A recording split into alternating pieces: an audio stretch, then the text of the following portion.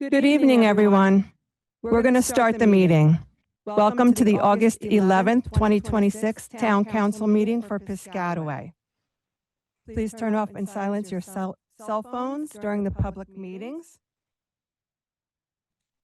Adequate notice of this meeting has been provided as required under Chapter 231 PL 1975, specifying the time, the date, location, login, or dial-in information, and to the extent known, the agenda by posting a copy of the notice on the municipal building, the municipal court, and the 2 municipal library bulletin boards, the municipal website, providing a copy to the official newspapers of the township, and by filing a copy in the office of the township clerk in accordance with the certification by the clerk, which will be entered in the minutes. There will be public comment periods for both remote and in-person attendees separately. Each member of the public shall have only one opportunity to speak during each public portion. As the technology does not allow us to know if there are multiple callers on an individual phone line or logged-in user account, we ask that if you wish to speak that you log in or dial in separately so that we can recognize you as a separate individual. Should you have any further comments or questions, the town council is always available by email and phone, and you can always call the mayor's office during the normal operating hours.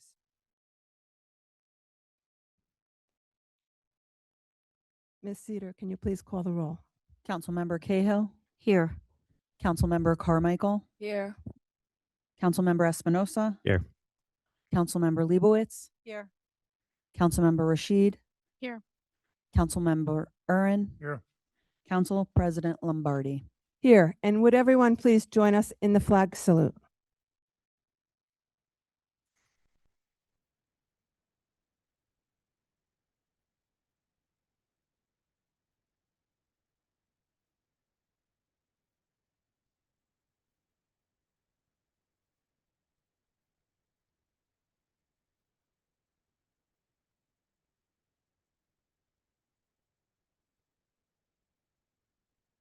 Knowing that we'll have a lot of comments on the upcoming ordinance, we've moved some of the business portion of the meeting forward to get that out of the way so that we have more time for everyone's comments going forward.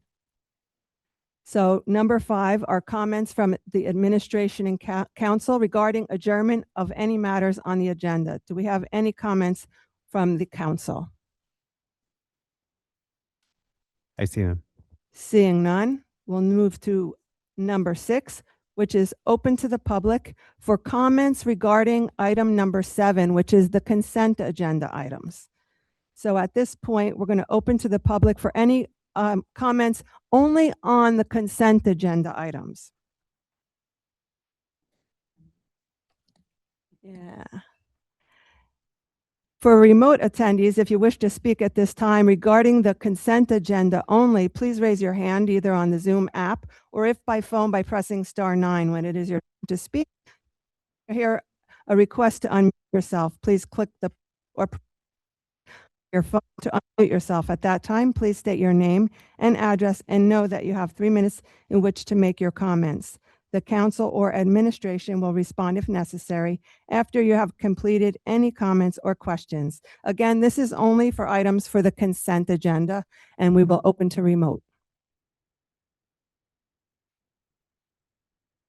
Council President, there are no remote attendees with their hand raised regarding this agenda item. The remote portion is closed for the public portion of the consent agenda. Anyone wishing from the public here, in-person attendee, if you wish to speak at this time regarding consent agenda items only again, please come to the podium, state your name and address, and know that you have 3 minutes in which to make your comments. You may take a seat after completion of the comments or questions, and the council or administration will then respond if necessary. Again, it's for the consent agenda items. Number 7. Hi, this is Pratik, and I live at 29. Does it work? Hello? Yep, we can hear you. Just have questions number G and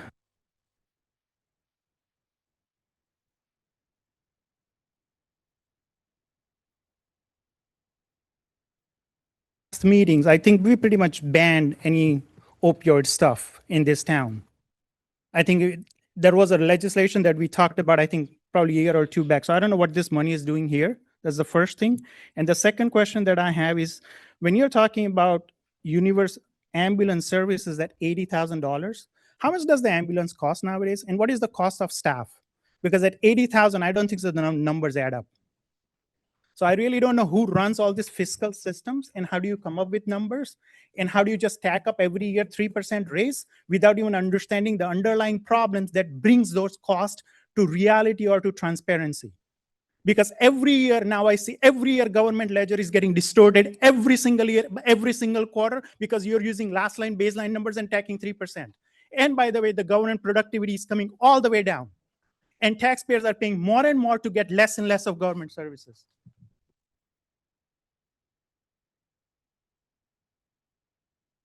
Go ahead. Let me first address your first question, letter G, National Opioid Trust. That is money. So there was a national lawsuit against pharmaceutical companies who dispensed opioids in an ill manner.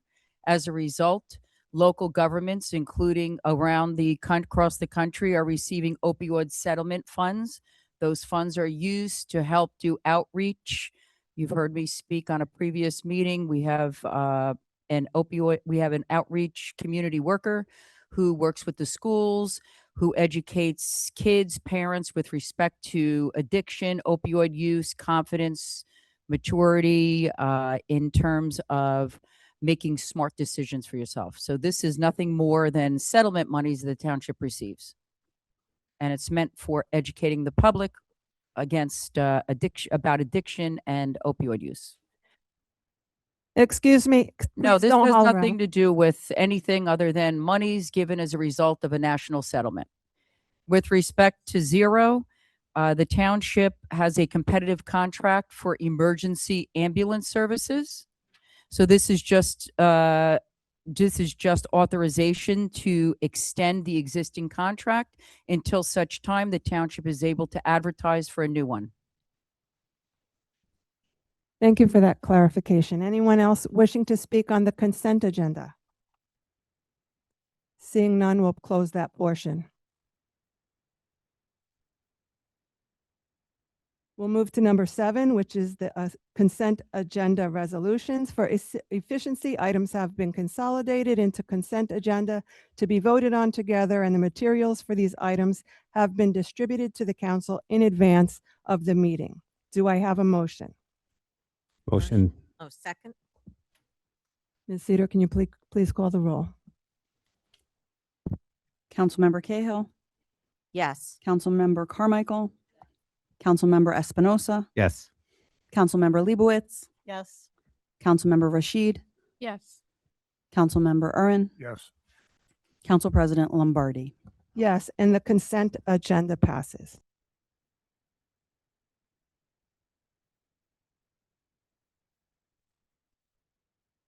Number 8 is an ordinance under first reading. It's the acquisition right-of-way fee simple easements for Holly Lane and Blackford Avenue road improvements. It's a resolution adopting ordinance. Ms. Cedar, can you please read this ordinance? Be it resolved by the Township Council of Piscataway Township, New Jersey, that an ordinance entitled Ordinance for the Acquisition of Rights of Way, Easements, and Land in Fee Simple for the Improvement of Blackford Avenue and Holly Lane in Piscataway Township, County of Middlesex, State of New Jersey, being is hereby adopted on the first reading, that it be published on the Township website, and that a second reading and public hearing be held at 7 p.m. prevailing time at the Piscataway Municipal Building, 455 Hose Lane, Piscataway, New Jersey, on the first day of September 2026. Be it further resolved that a copy of this ordinance shall be posted in at least 2 public places within the township prior to the day of the second reading and final passage, and a copy of this ordinance shall be made available at the office of the township clerk for any interested member of the public. Thank you, Ms. Cedar.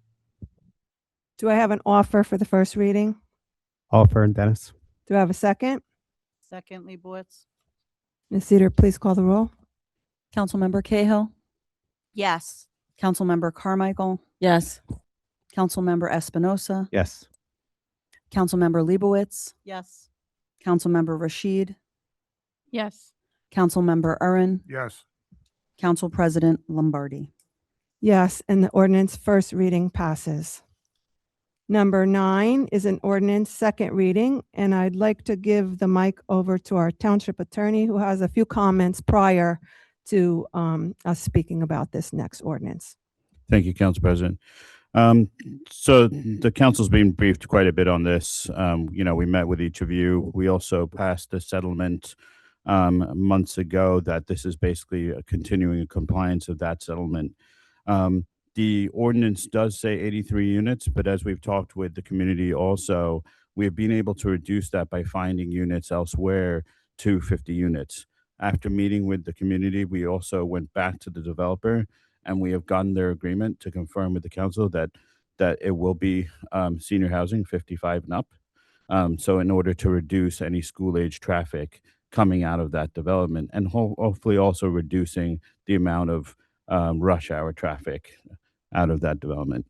A reminder to the council that this is not something that the township wants to do. It is something the township has to do.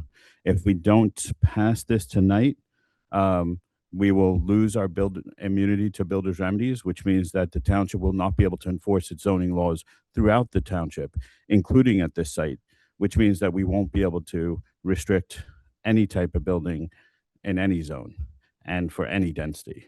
So just a reminder of that. Also wanted to provide the council that the effect of building these 50 units here gets credits because the township is actually contributing, because it would not be feasible to make it fully affordable without the township contribution through our affordable housing fund. We're getting 100 unit affordable housing credit to meet our goal. If we don't do this, and if the township has to find 500 units to build elsewhere, because we would have to build 400 Market in order to get an agreement to build 100 affordable. As we talked to the community about that, we showed them that there is no other location to build those 500 units. It just doesn't exist. It is the township, and I understand the council is between a rock and a hard place to make this decision. Unfortunately, legal advice, we have to proceed in order to abide by this settlement in order to protect the township from being able to actually control what's built, how much density is built, etc. Thank you. For that clarification. Council President, could President. I ask one I'm going to ask one clarifying question since our township attorney was speaking on that. So when we lose because of, I'm sorry, I think we have to hold down the mic.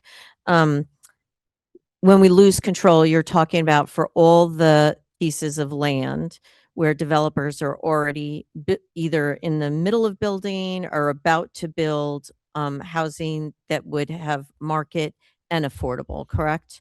Or is that Immunity construction? The immunity builders remedies will be for all future construction. So if we have single family homes, we could have developers just buy up a couple of lots and build a skyscraper. It is devastating to our zoning controls. Our zoning regulations that we have now would be challenged at every aspect. Is that punishment for not coming up with the plan in perpetuity? Like, Well, we have this, and you have to meet. so for 10 years, For 10 years, we have the in- protection. in between the obligations, when the new formulas come out, a builder can then just have at it until, let's say in 10 years, if we didn't pass this, we came up with a plan. So for 10 years, they could do whatever, no matter what, whether it's single family homes, lots, Yeah, any builder, not just the builders that we know today who are like over on Stelton Road in the old part of town who are building some apartments.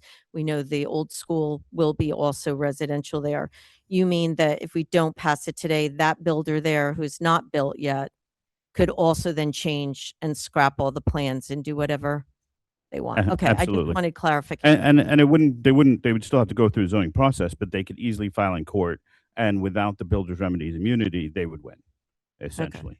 All right. They would challenge basically they could challenge any zoning decision and overturn it. Right.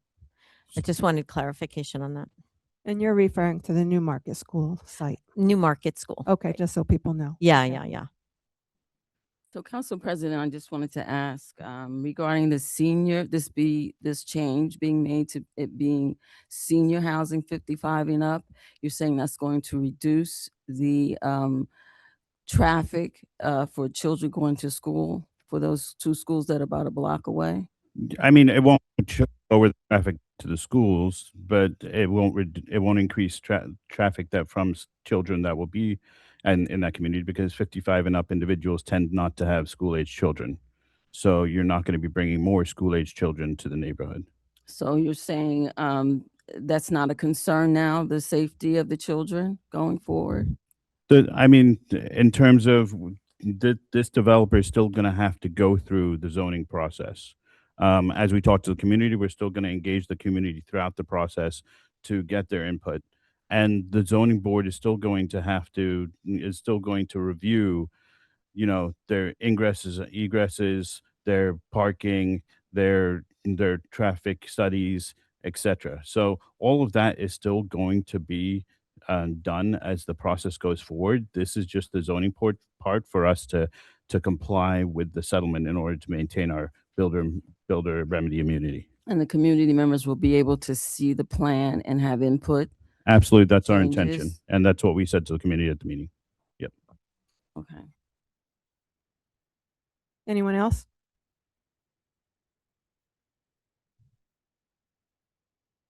Cedar, can you please read this ordinance? Be it resolved by the Township Council of Piscataway Township, New Jersey, that an ordinance entitled, "An Ordinance to Amend and Supplement Chapter 21 Zoning of the Revised General Ordinances of the Township of Piscataway, County of Middlesex, State of New Jersey, to establish and enact the Affordable Housing 7 AH-7 zone to address compliance with the township's affordable housing obligations," was introduced on the 30th day of June 2026 and had passed the first reading and was published on the township website on the second day of July 2026. Now therefore be it resolved that the aforesaid ordinance, having had a second reading on August 11, 2026, be adopted, passed, and after passage be published together with a notice of the date of passage or approval on the township website. Be it further resolved that this ordinance shall be assigned number 2026-14. Thank you, Ms. Cedar. And now that this is a second reading, we will open this to the public for remote attendees. Anyone on the remote wishing to speak on the ordinance, please raise your hand at this time.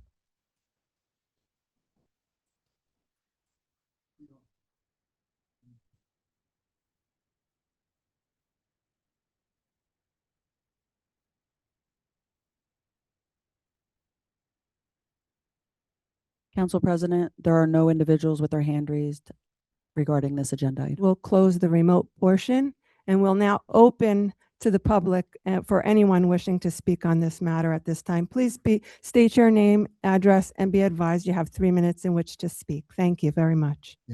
Yes, hello. Hi, how are you?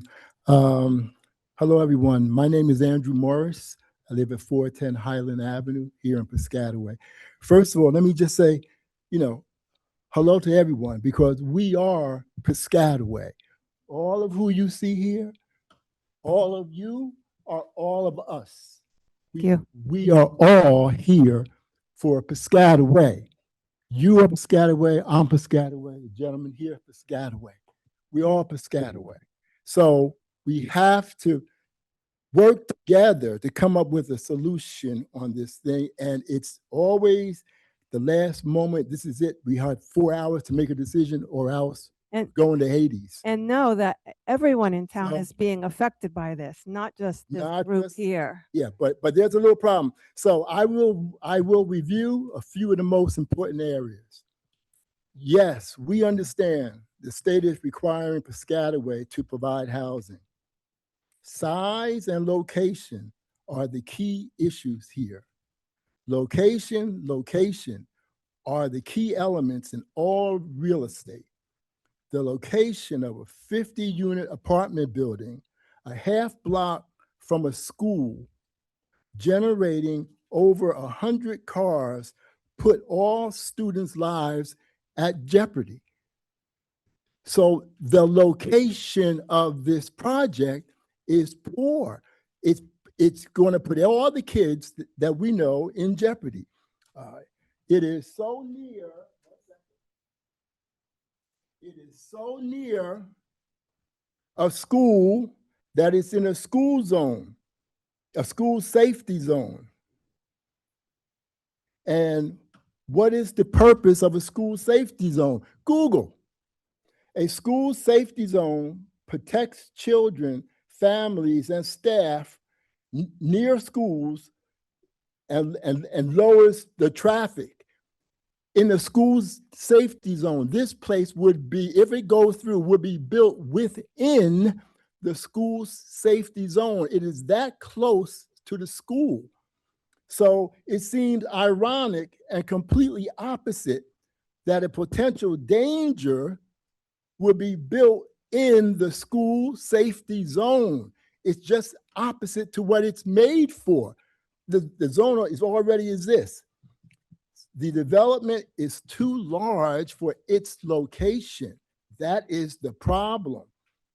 As I said, my name is Andrew Morris, and I am a proud member of the Concerned Citizens of the Heights. We are here tonight because we love our students, and we are concerned about their safety and well-being as they go to school to become great people. And these are the parents and the grandparents of the children whose lives will be affected by this permanent, oversized housing complex in front of King and Kanakamak School. This is permanent. This is just not a thing right here. This is generational. That's why so many people came out.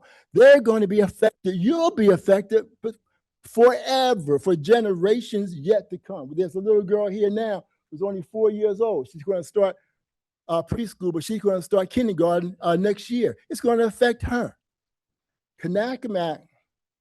Okay, can you sum it up, Mr. Morris? Because Yeah. I'm sure we're going to have a few more to speak Well, to okay, this. I'm almost done. So most recently, I'm sure you've heard of Karl Anthony Towns, the champion all-star who played for the New York Knicks, born and raised in Piscataway. I wonder where he would be if he had been hit in a serious car accident at 9 years old while going to school. Malcolm Jenkins, two-time Super Bowl winner. Everybody knows Malcolm. I wonder where he would be now if he were in a serious traffic accident. John Celestin, phenomenal basketball player, played for the Los Angeles Lakers, champion, Piscataway, born and raised. Asia Jones, gold medal thank you. Olympian. Where would she be if she had in a serious car accident? Born and raised, not only athletes in Piscataway, but Brian Weiler, mayor, a student and child raised here in Piscataway. What about you, Mr. Mayor? Do you think? Thank you, would be Mr. Morris. If you had got hit by a car, Thank you. maybe gratefully not dead, but maybe a little brain damage, you know. Thank you. Thank you. So That- you would go. I would have been in serious trouble with my mother. You would be in serious trouble with your mother. Let me make one recommendation. Let me make one recommendation towards that. I think we should contact both the Board of Ed and our police department to work together for a safety plan of how to keep children safe, as we would for any school and any child, no matter who they are. Thank you.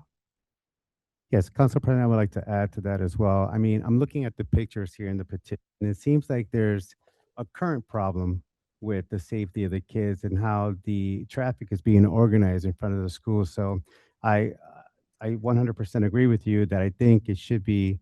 There are working- several schools that have traffic problems outside of the schools. Exactly. So it should be looked into all the way around in conjunction with the township and the Board of Ed together. I agree with that. And if you look at the pictures, it just tells that story right now, what's happening now, even before the constructions. Will it's going to be a traffic study before any zoning is completed? Yes, correct? absolutely. It always happens.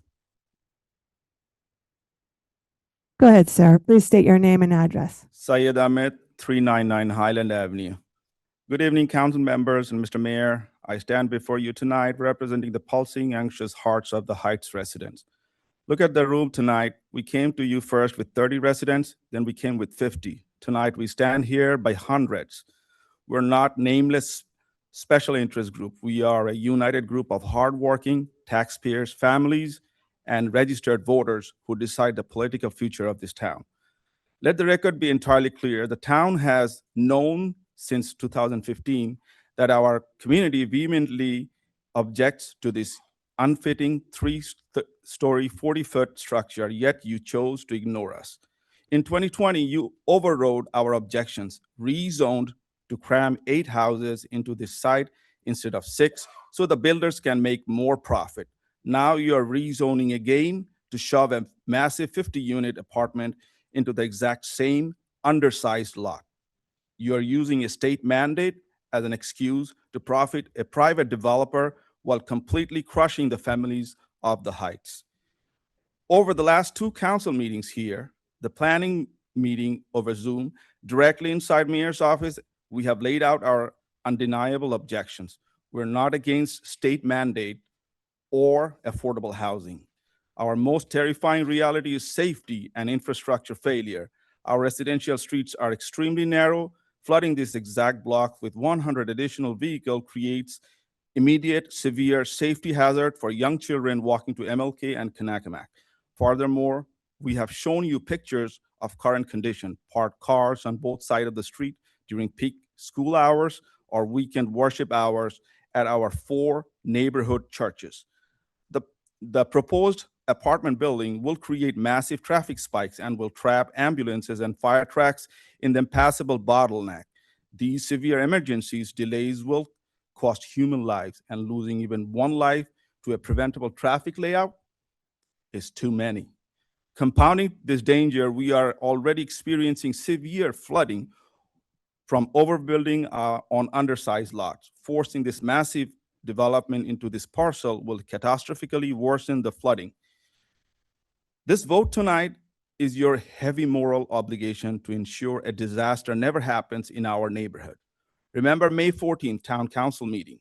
Right before election week, certain council members came to us and promised to protect our community.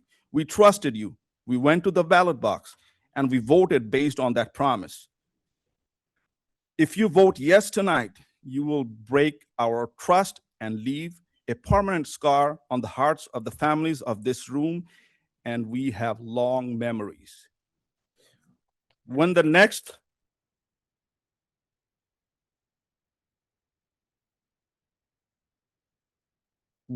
election comes, we will collectively remember exactly who chose developer profit over their own constituents. We will mobilize, we will organize, we will take our votes elsewhere. We do not betray us. Vote no to this ordinance, deny these variances, and find these mandated units where they actually fit. Protect our children, protect our neighborhood, and honor these voters who put you on those seats. Thank you. Thank you.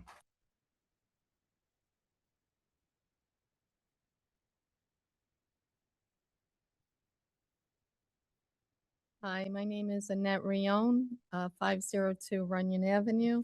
I just have 3 questions. One is the Rivercrest Swim Club was removed and purchased by a builder, and I believe, and correct me if I'm wrong, that is also senior low-income housing, correct? So that'll be 2. It's not low income, it's age restricted. You know what? State your 3 questions so that you don't lose time, and then they'll answer those for you. Okay, ma'am? I think that if this is built next to schools, it will affect the future desirability of incoming new residents. So that's just a statement. And are you guys planning to have stores underneath these apartments that you're? Only housing, ma'am. Okay, because I heard there would be stores underneath. Okay, thank you. Thank you.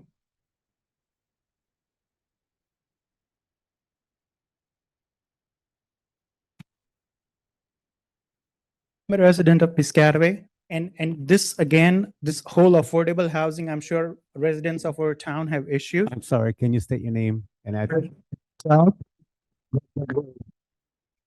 Okay, the question that I have is just not whether we build affordable housing or not. I believe in free market capitalism.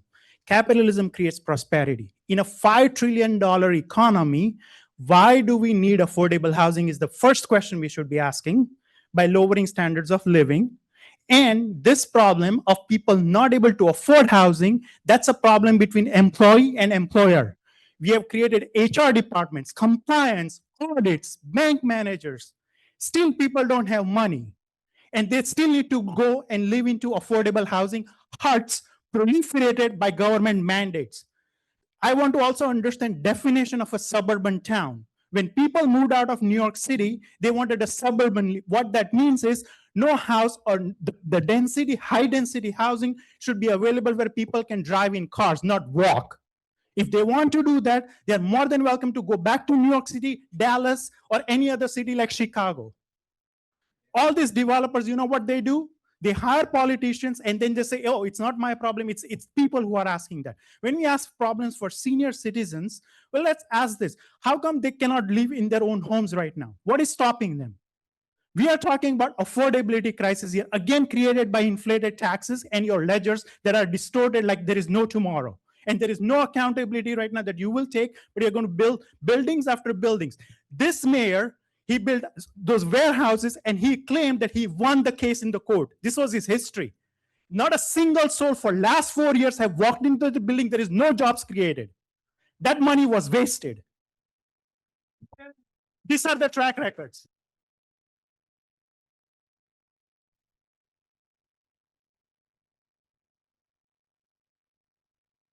Hello, sir. Good evening. Paul Sinkler, 434 Fisher Avenue. Welcome. Two things. First of all, I'm a grandparent. I'm 74 years old, and I have two 16-month-old twins that live with me. All right? And you know where they're going to go to school? Here in Piscataway. So when you say that seniors will not have children, all right? Not exactly. Secondly, can this project be moved? Because the first thing I thought of was South Washington Avenue, where we're putting in the park. All right? And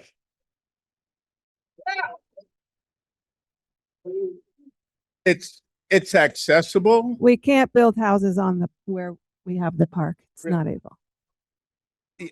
Yeah. There are other sites. Paul, Yes. no way it's happening that housing's being built on the ecological park. So just get that out of your mind. Not- No way. It was No way. It was bought. I have gotten skin grafts over that. So you're advocating to build housing on the ecological park. It was bought with. Excuse me. me. Excuse. Ma'am, council, I can tell you why that land was bought with public funds by the state and the county, and there was deed restricted from development. So even when we're looking at certain recreational uses for that site, we actually can't build active recreational because they don't abide by the deed restrictions. So there is no opportunity unless the council has probably another $20 million to buy out those deed restrictions, because the state is not friendly to buying out those deed restrictions. We will not be able to build on that site. Do you have anything else, sir? Oh, absolutely. Secondly, our men in uniform and our ambulance services, they're very busy with our senior facility right here. So now we're going to throw in a second facility that's going to also have calls for service. And There is a high demand for senior living in the town. There can be high demand, but it's highly serviceable also. All right. And we must think about that. There's a cost all the way around. Also with our police officers, we have what we have. To hire more is going to cost everybody here, including myself, and I'm a retired trooper. All right. Thank you for your pension. All right. However, all right, the cost, the manpower is something that is rarely put into the equation when we talk about a development. All right. And this may seem like nothing, all right, because it's only 50 units. 50 units can be very, very needy. All right. That's all I have to say. Thank you.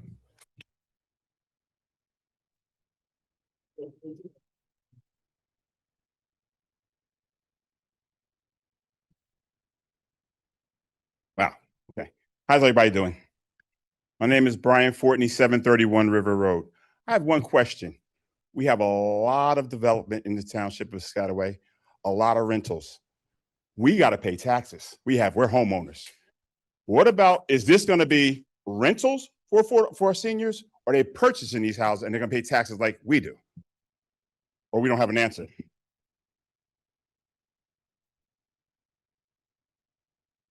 Yeah, I mean, to the extent that the renters pay taxes indirectly, I would say They don't pay property taxes. So They do not pay property taxes. They don't pay property. someone pays property taxes, right? So I will say rental houses they don't get away with not paying taxes. They get a Someone's gotta tax pay it. abatement when they do a development?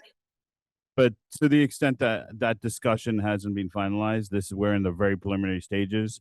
I do want to bring up something that we did bring up in the community meeting when we showed the community all the other sites. We did point out that the problem with this situation also is what the legislature did with this law. In the previous rounds, we would have to just designate possible locations. In this round, we had to actually have sites that were confirmed developable with actual letters from developers saying they were going to build out in the next few years. This is not a 10-year round anymore. This is a 3-year round, essentially, what's happening. And because of that, we were very limited also, besides the fact that Piscataway has very little open land anymore, unfortunately. And the state Who are you telling? so which is why we were in court and filing briefs even like New Year's Eve. Let him speak. We were filing briefs even New Year's Eve, and we had said that to the community meeting, is that at the end of the day, we had to find locations that we could prove to the court or submit documentation to the court that were going to be developed. But we went through every site with the community and put up the map, and every site there's other sites in neighborhoods similar to yours. This isn't something I'm the attorney. I don't get elected. I don't vote. But at the end of the day, this isn't something that I don't think any of the council wants. But legally, we have to do this, and this is something that the state forced upon the township, and we still have an appeal pending in the appellate division because we have fought the number. We have fought all the way through. This is not Big question. If you can't address my question is who's going to be paying taxes, and will these people be paying taxes, or are we going to absorb them? That's my question. The property owner is going to pay the taxes. Whether The property owner of the whole of the building, Correct. no tax abatements. no tax Oh. payments. Okay. We can look at tax Counsel- records just open. We pay taxes. Oh, I just have a question. You said there's another round. Is there any opportunity that this structure could be replaced in the next round and a lower level of housing be put in their neighborhood? The next round is 10 years from now. There's no opportunities to replace it. If we don't move forward with this today, there is no options, unfortunately. This is kind of a last resort situation where the planners from the state were pushing us, and we had multiple planners on our side just looking for a way to meet the crazy requirement that they put upon us. Just clarification, Counselor, if you could, because there's a lot more folks here. Could you just clarify why we filed an appeal to the state on Please have order. Yeah, sure, Councilwoman. So essentially what happened was when they created this new law, the state created a formula that I personally don't agree with and I think is highly flawed. And they came to us in a very expedited fashion where they had to essentially go through this process within a month and a half for every town in New Jersey, which was insane. And Please, this excuse is me. this replaced Please. this replaced Mount Laurel. And essentially what that formula did, they came to us with the DCA map, which we actually, I think, provided to the community through their attorney. It showed they basically took the Google Maps, looked for every piece of green space and highlighted it and said, this is counted into your formula.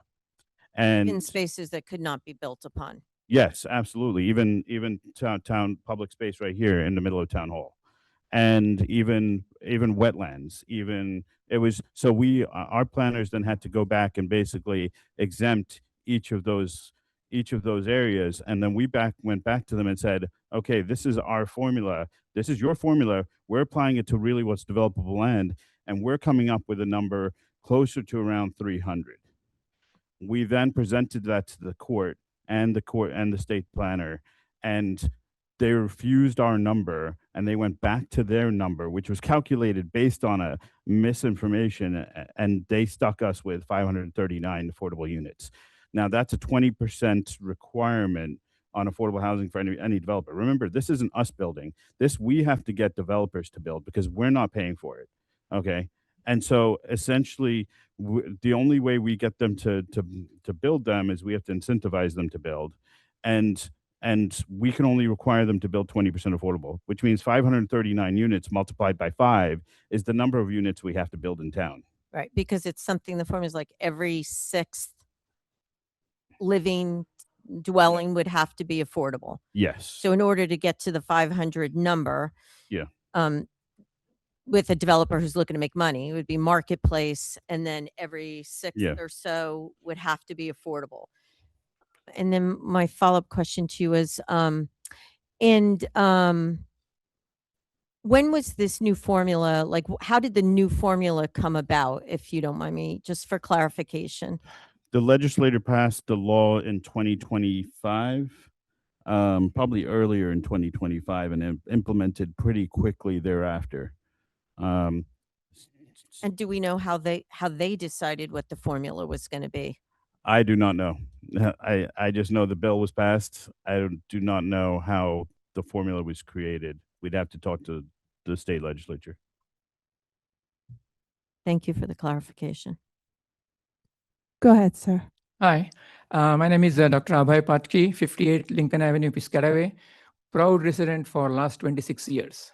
So when we came first time to New Jersey, we had opportunity to look at all the towns, and we decided to live in Piscataway because of the suburban nature of the Piscataway.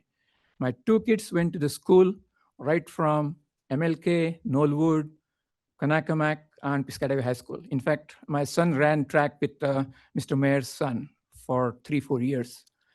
What I'm trying to say is we chose Piscataway because of the suburban feeling. All of us chose Piscataway because of the suburban feeling. We do not want high-rise buildings in our neighborhood. So my 2 questions. First question, if ordinance is passed today, and you said that it will go through this committee, that committee, that committee, what is the chance that it will get rejected after all these committees? And second question is to Mr. Raj, who is our lawyer. You said just now that you do not agree with this. So why can't we appeal to state saying that we do not agree with this? So I'm happy to answer that because we have appealed, and it's sitting in the appellate division. It's been sitting in the appellate division for 6 months. And I would tell you, I have an appeal pending on another matter with the appellate division now that's 2 years old. So in order to get the appellate division to make a decision, we can't force them to speed themselves up. And in the meanwhile, we still have to comply with the law. Otherwise, we're going to lose our builders' remedies immunities. So we're stuck between a rock and a hard place. In terms of developable land, when we were talking about the map, when our planners went back and looked at everything, they said really there's only about 60 acres of developable land in the township.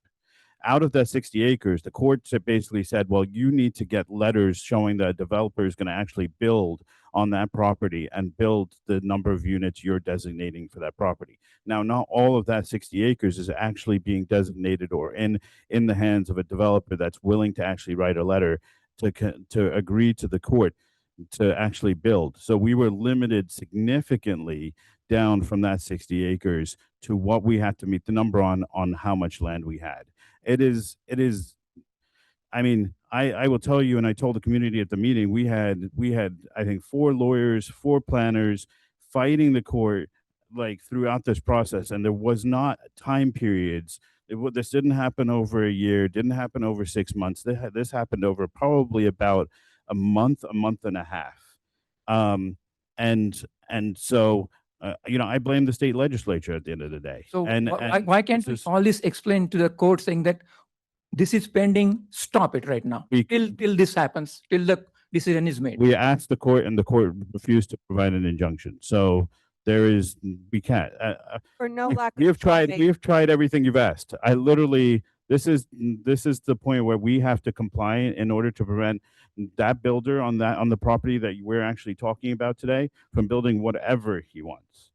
And so, in order to do that, in order to protect the entire township from rampant building, as to whatever developer wants to make them maximize their profits, we have to comply with the court and provide to show that we're complying with meeting that number, regardless of the fact that we completely disagree with it and have an appeal pending. It is unfortunate that we still have to comply in order to protect the township. And it's What's the tough. answer for my first question? First question again? First question is, if this is passed today, later on when it goes to zoning, traffic control, blah, blah, blah, everybody comes back saying that this is not possible to build 50 units, then what will be the answer of the council? I mean, because we have to comply with the court settlement. In that case, we'll still go ahead with 50 units. Well, Why the farce of to the extent that I think we had told the community that we're going to continue to, we have to comply with the zoning requirements as part of the court settlement. Now, to the extent that we're continuing to try and reduce and mitigate the building there, as we've talked to the community, that it was 83 when the first court settlement was forced upon us. And to the extent that we've gotten it down to 50, and now we've gotten it down to active adult, and we're going to continue to work to see where we can move units. Now, I can't guarantee it because we've already pushed units to other places that have agreed to take them, and we're kind of running out of space. As I said, we're not able to even build this on the entire 60 acres that are left in the town. So it is, to the extent that I'd say, we're going to continue to have community input throughout the process, and that's what we're going to do. I can't say it's going to be denied. Go ahead, sir. Yeah, Prashant Shah from 426 Roosevelt Avenue in Piscataway. I agree with many things that, we have said here, but I wanted to go with one item that this gentleman said, the grandpa, about the, taxes, right, the implication and all. Here's the thing, if we have no say to any of this thing, no matter what we say, you guys gonna do it. Here is the thing. When we build the affordable units, there's always a subsidiary that comes with the, either whether it's a federal or state or county or township, they always put some money with it. I'm assuming that, okay? And I don't know if you are a township lawyer from our side or their side, but it sounds like you're gonna do it anyway. Come on, but here is the thing. Is there any way on that part of where the building is building on 200 or 500 feet surrounding all the houses, can you reduce the taxes and put everything on the builder because he's going to make the money anyway, no matter which way he builds, and cut our taxes by half for next 20 years? That's one thing. Okay. And if that is not feasible, can you promise us not to raise taxes for next 20 years? Yeah. Because if there is a burden coming, you're gonna come to us and raise the taxes. by whatever the mean, whether, you're gonna raise our numbers, or your house prices have gone up, we're gonna raise the tax. It's this and that. But can you at least put that in a writing that there will not be any tax raised or cut our taxes by at least 50% for next 20 years? That is the wishful thinking. I understand that, but that's what I wanted to propose. So, Council President, can I just, in regard to, Thank you, sir. in regard to contributions, where the builders are not building 100% affordable, they're doing it of their own accord. There's no township, state, county supplements. Here, the township is putting money from its affordable housing fund. However, that is not taxpayer funds. That fund is built by contributions from developers over the past 10, 20, 30 years, where if they're not built, every development you've seen in town where they haven't actually built affordable housing, they have had to contribute and pay per house an amount of money towards the Affordable Housing Trust Fund. So the money that's being put towards this is not from taxpayer funds. It's actually from past developments. And so just wanted to make that clear that this isn't costing taxpayer money. This is coming out of developers that have built in the past. Yeah, but you are talking about the houses that they are going to build, not the, other things. Can they promise that they're gonna, keep all the roads and other things tip-top conditions? And a mayor or the township who's charging us for the roads and other things not to do that, and therefore not to raise our taxes for next 20 years.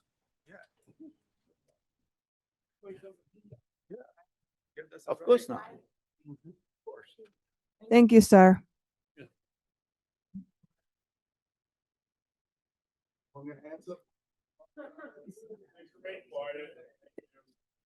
Go ahead, sir. Yeah, thank you, Mayor. Thank you, the council. My name is Ume Opara, and I live on 237 Hanson Avenue. And my question is this. You are saying that the state is shoving this on our throat, that house has to be built there. And the public are saying, no, this issue, we have been coming here for over 4 times on this issue. And each time we come here, we are telling you, this building does not fit that lot. It doesn't. Okay? Now, this is my 24th year here in Piscataway. All my 5 children went from Nollywood to Piscataway High School and went to college. Now, I have seen how Piscataway has changed, but I looked on that before from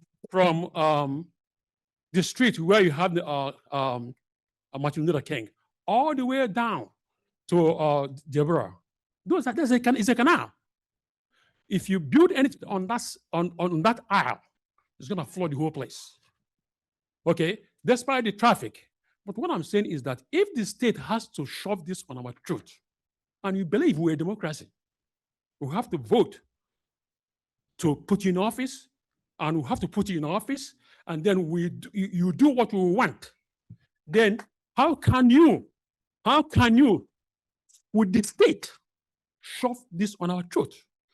Now, during last election, why didn't you put this on a ballot for first quick? Why did you put it? Put the ballot. Why? Because if you put this on a ballot, Piscataway will say no. Then let me see how the state will shove what we voted for on our throat. Now, another thing, since you are forcing us to swallow this ugly pill, can we do a class action suit against the state from the federal government on our behalf?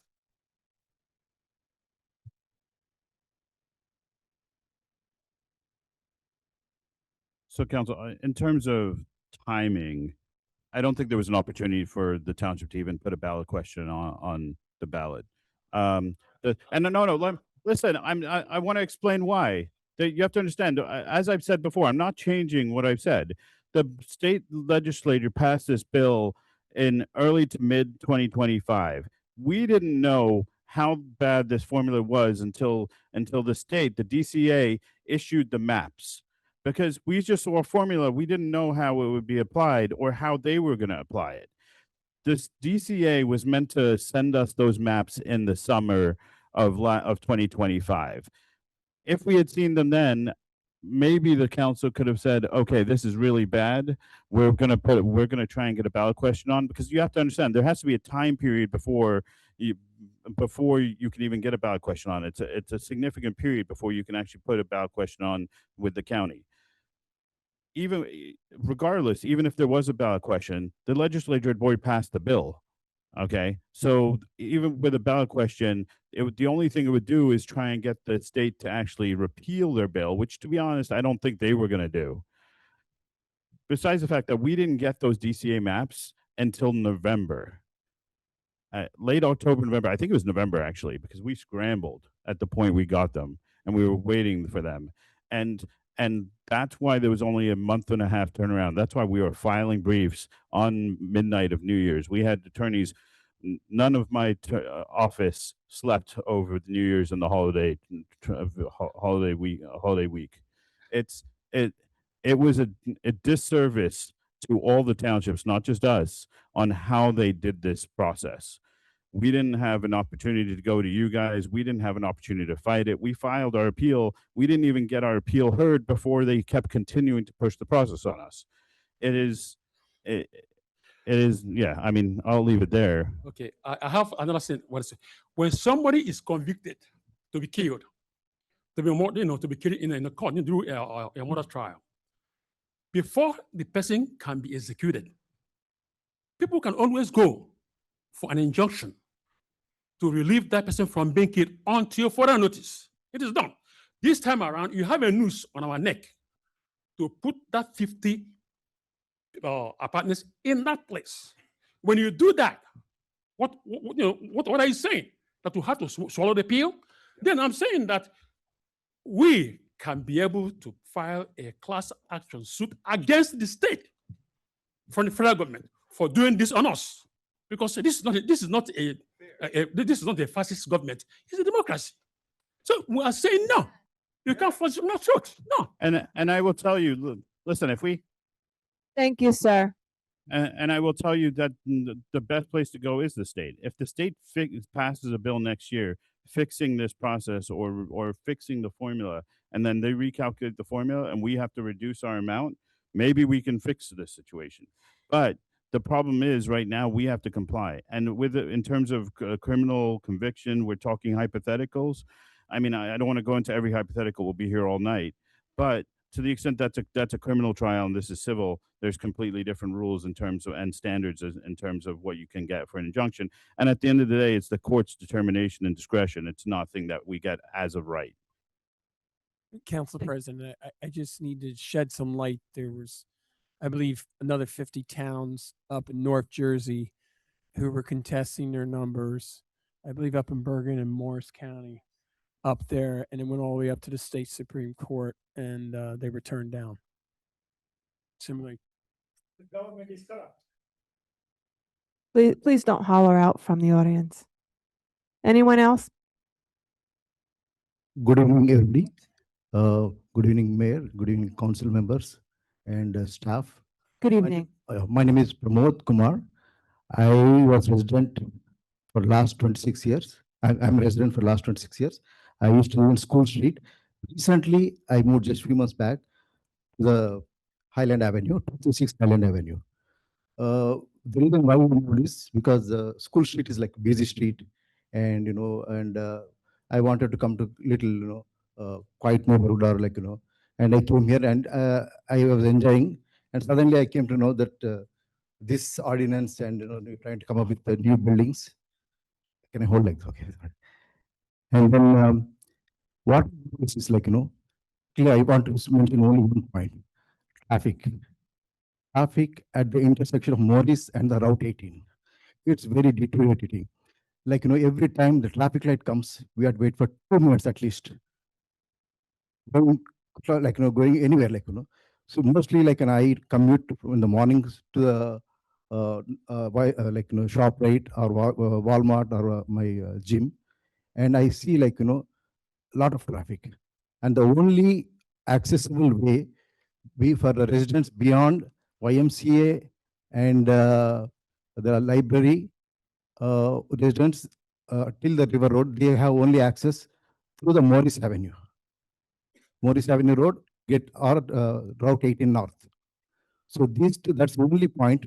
People, that's the construction point actually. A lot of traffic already, and you put houses suddenly, and it's going to deteriorate the situation, and it's going to be even worse. And for like during the school times, like that it will delay. For the school children, it will delay, and there's a chance of getting accidents also. So that's only my point. I want you all not to, vote against. Do favor, and then no, and that's what that's my point. Thank you. Thank you, sir.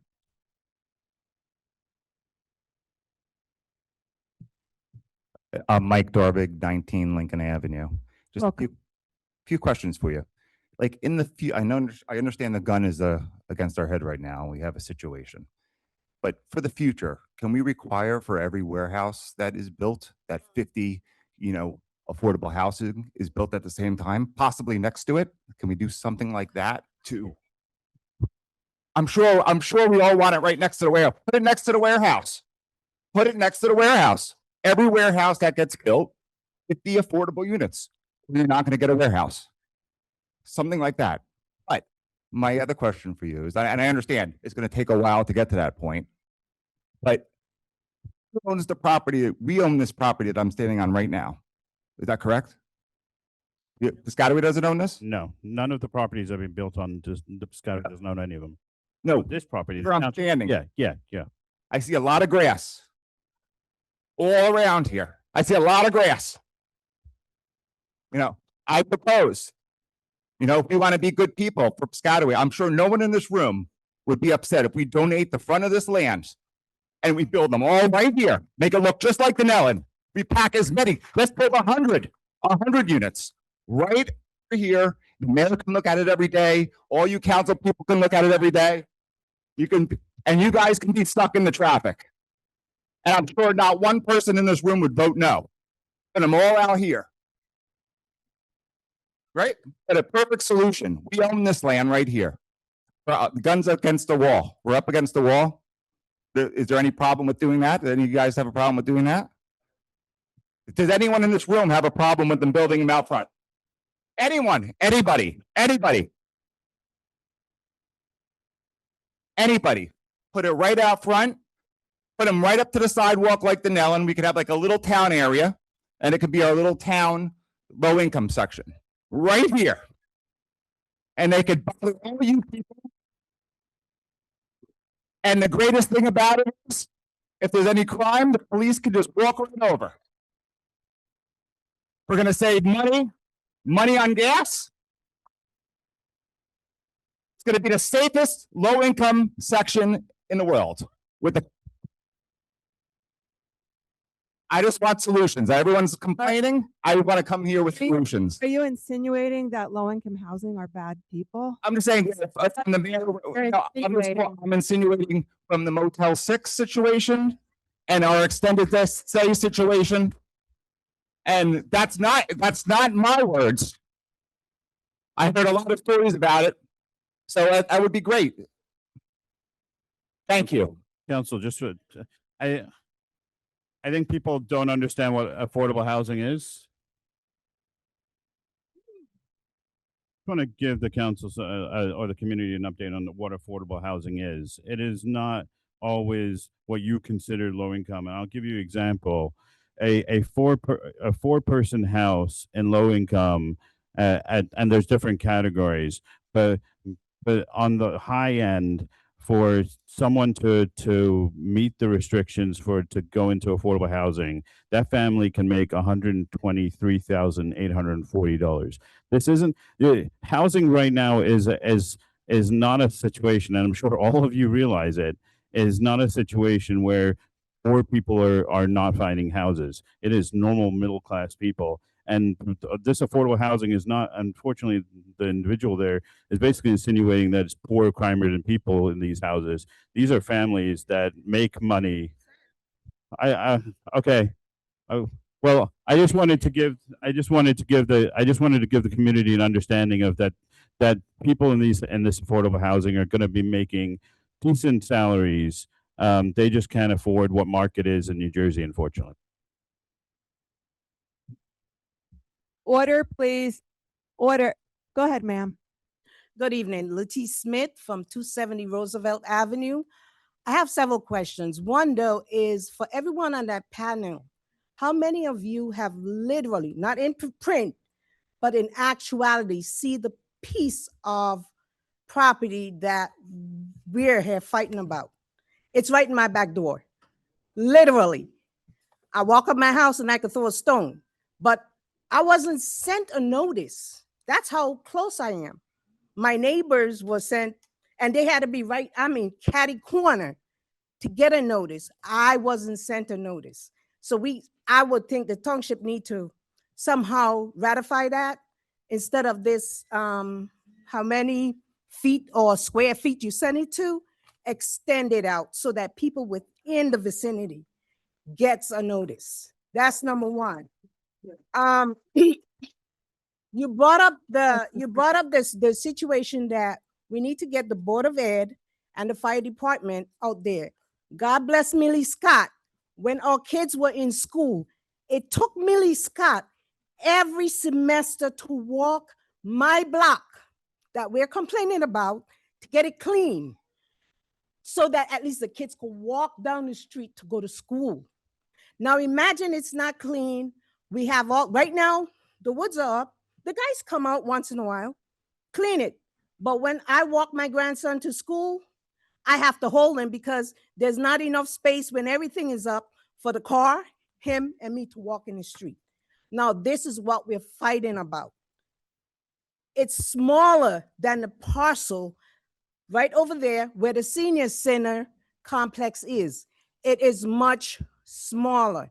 That's the issue. The size of the lot. It was zoned in 2015 for housing.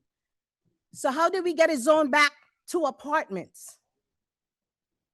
It was zoned for housing. We've been fighting this for a long time. We could look, I do it. I go on Google and Google Piscataway and I see green and green. Right across the street is Waterway. You can't build across the street, but if you move in these apartments without adequate parking, they will be parking across the street somehow. They're going to get in there and park right there because they don't have enough parking or park down inside of my driveway. And I'm going to be upset. So you guys going to have to hear me all the time. So I'm sorry. I have nothing wrong with the housing. Build a housing, build single family housing, make them low income. That's what we had fought for in 2015. Hey, he make 2 low income and the rest he gets his money from it. And the other thing I heard that because it's low income. Thank you. About Go ahead, wrap it up. Wrap it up. About seniors not having, they will be in there with kids. We are grandparents raising kids.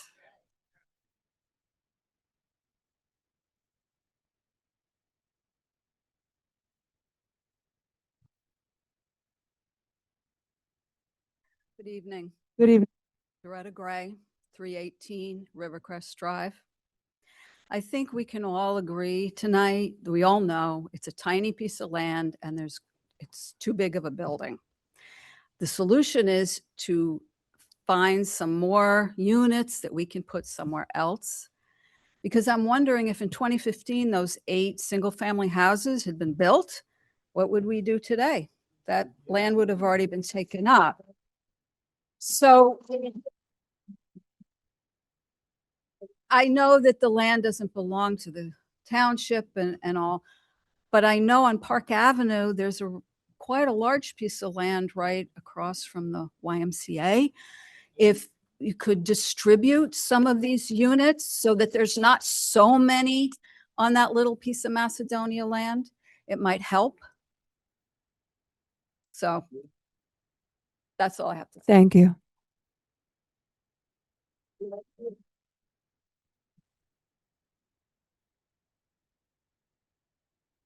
Hi, Shelley Reed Freeney, 247 Highland Avenue. And I Good need evening. to ask a question. You mentioned that you needed 537 affordable units. They're building 5 on our lot near my house. Where are the rest? 50. Where are the other units being built? Pretty much all over town. There's Everyone Can is we going be to be specific? impacted, not just your neighborhood. so And are they getting 50 units? there's getting there. Most of those are actually only doing 20% because we don't have the funds to buy up a full affordable, and so most of those are building way more than 50 units, way more than 50 units on most of those. There's a total of I believe, Where? over 2,000 Where? units. What are the- Yeah, there's probably being around the township, and you'll see it over the next few years. There's gonna Where? be. I mean, I don't have them off the top of my head. We You have showed Brunswick Avenue. if you want to have another community meeting, we're happy to go through the plan again. We brought it to that community meeting when we did. And I'm happy to bring that map with me with my zoning officer, and we can walk you through it again. But there's probably anywhere between 2,000 and 2,500 units being built around town. So it's not a small number. We need the locations. And the other thing is, I've lived in Piscataway for Order, please. for 25 years. And it's funny because this morning, something hit me that I hadn't thought about in years. My son was hit by a car between Park Avenue and Highland Avenue on a Sunday afternoon after church because of the traffic coming through the neighborhood. Because not only because of the traffic, there was traffic on on River Road, there's traffic from the churches. So, but for the grace of God, my son is still here. But you have other children in the area that are going to be walking to school. He was on his way to his grandmother's house on Park Avenue. So you need to think about that when you vote. Thank you.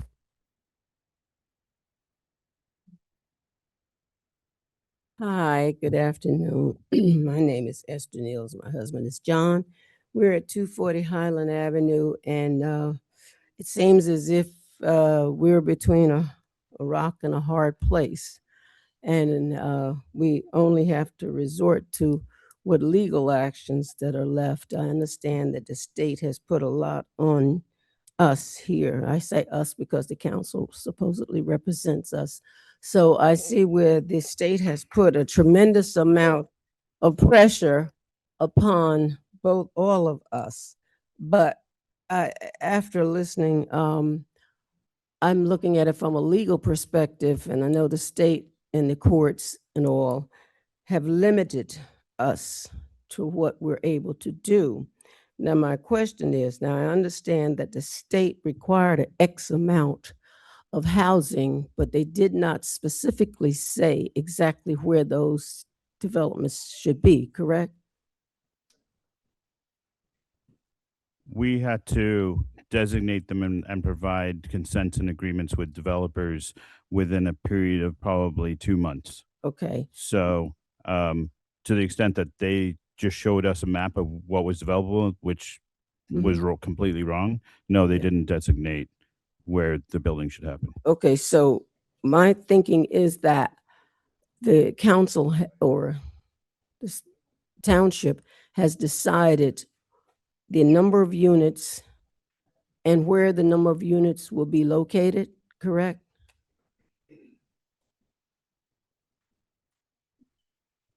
I'm talking the distribution of the units. For the entire township? For the entire township?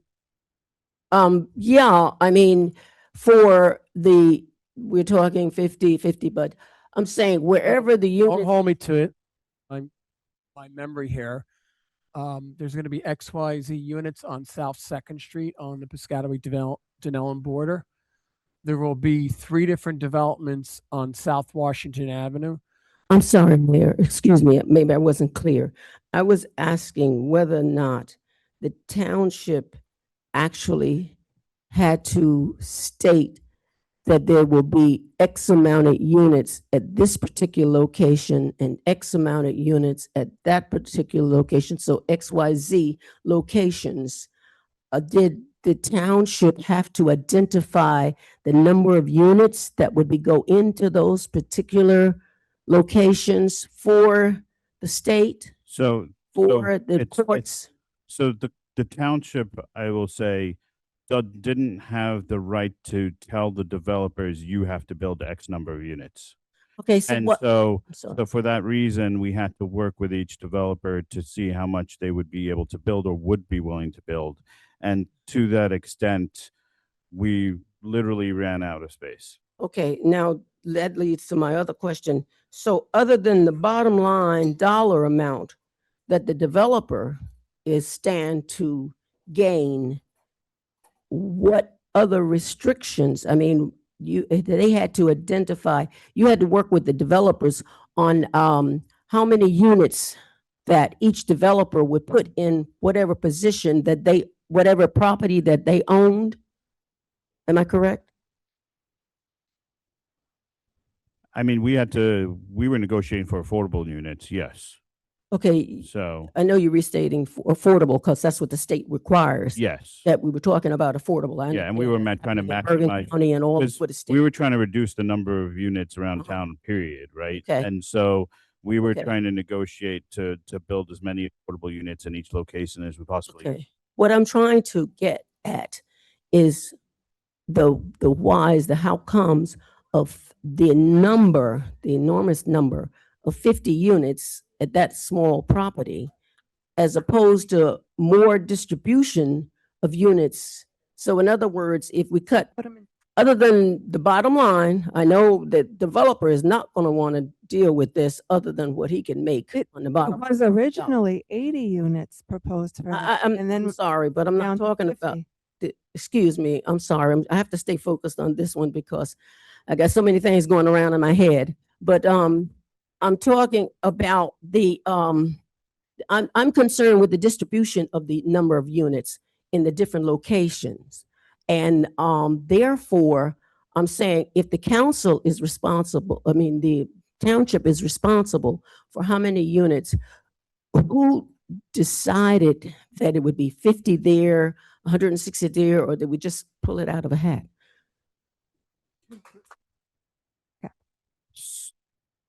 So part of these developments were already being planned. And that's why, because we had to go to developers that were already intending to build. Okay. And so the township didn't have the right or leverage or authority to tell these people you had to build this many. So we had to go to each builder. It's Excuse me. It's more complex than what you're trying to say. I is know, we can but just excuse me, go, we have you know. limited the number No, of. because some of them were already zoned for what was No, but allowed, we're right? talking about So- rezoning this one to allow Yeah, 50. but we couldn't. I'm sorry, excuse me, I'm sorry, I'm trying to get an understanding So, here. yeah, And we're going to wrap it up because I think we the well exceeded. these conversations are like, I'd rather do it more of a community meeting so we can have more of a longer conversation about it. Just because it's not a simple answer, right? And so definitely even after the meeting, we can talk. I'm happy we can run another community meeting about it. Yeah. It's not an easy answer.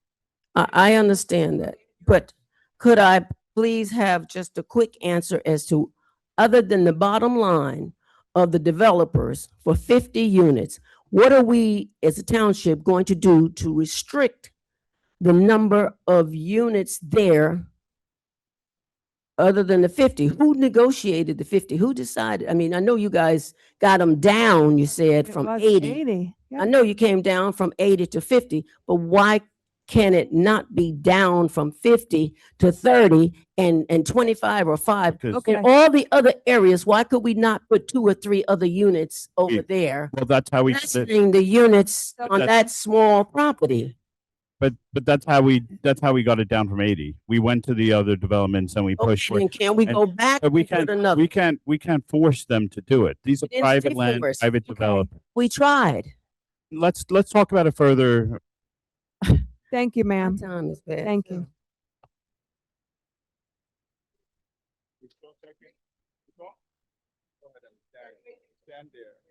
Yeah, let me just ask. I'm not going, hi, my name is Jeff Williams. I'm at 155 Park Avenue.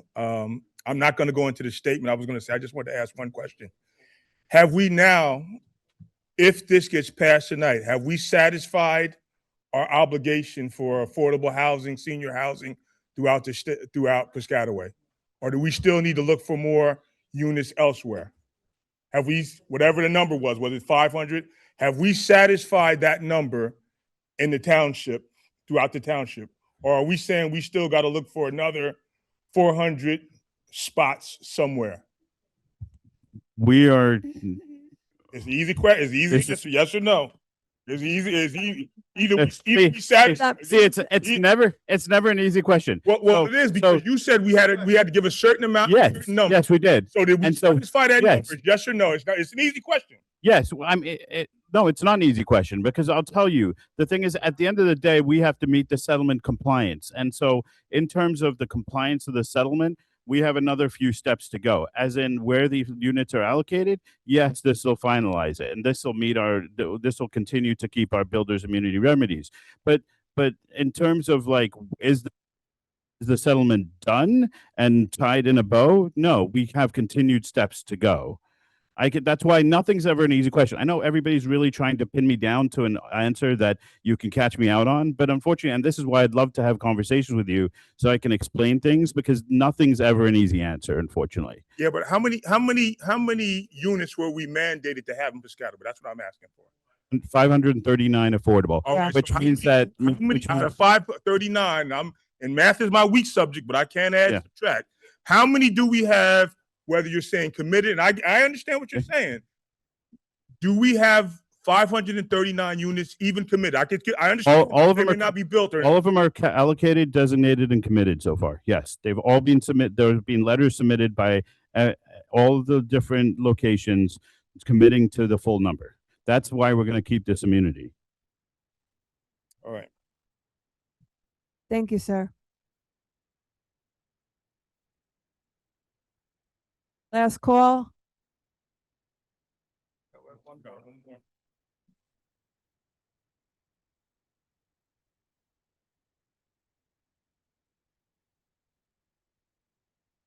Good evening. My name is Gary Marker. I live at 4 Martin Lane. I've been a resident of this town, tax-paying resident, for 55 years.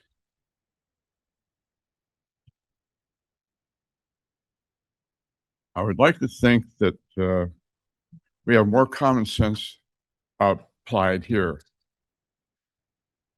When I came here, it was vast farmland. Farmland was converted to residential. Residential was dedicated to single-family homes. Now we're having multiple dwelling homes in single-family areas where the zoning was for single families. Now we're putting in multiple families. We're going against the grain, but yet all I hear is court, court, court, court. I don't care about court. I care about justice. I care about democracy. I care about people and what they want to do with their lives. We have no self-direction here. We're being beat down by the so-called court, and we're kowtowing to a court. We're not saying, I resist. I will not do this. You must use some common sense here.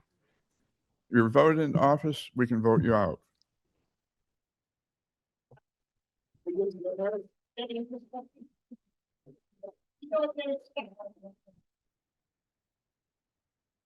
Good evening. My name is Tiffany Wiley Grant. I live at 2 Salem Street. I've heard a ton of good points here. But one thing I haven't heard is anything about logistics. So if this does go through, I feel like there have been a lot of questions asked and not many questions answered. And my question is, what are the logistics for the children?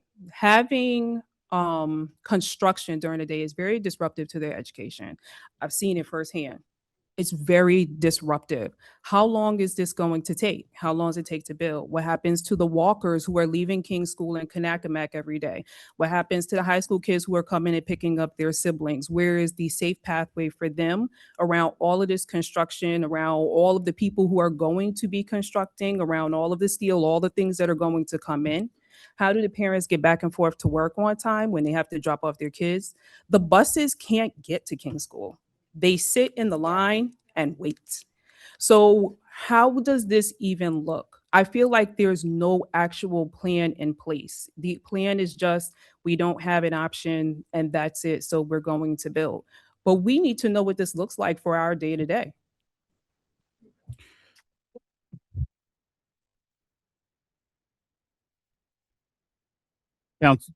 Council, to reiterate, this is a very preliminary first step. They would have to go to the Planning Zoning Board in order to get approvals.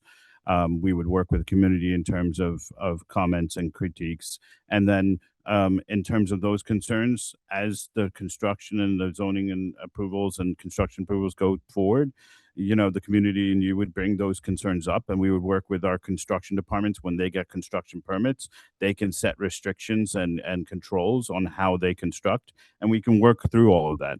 That happens on a regular basis. So it's definitely something where we're going to continue to engage the community. That's been a directive of the council. And so in terms of every concern you have, we'll continue to meet and we'll continue to try and address them throughout the process. And if I could just add, that is part of any zoning or planning. So that any developer who decides to do this project and this one, or let's say this one decides not to, somebody else, they have to go before these boards. They have to present their plans. The professionals who work over there will have to approve them before they can move forward. So and the people who live in that neighborhood would get noticed at every meeting. And I've seen what regularly looks like, but regularly also means that a person is regularly late to work, or a child is regularly late to school because they have to try and make their way around.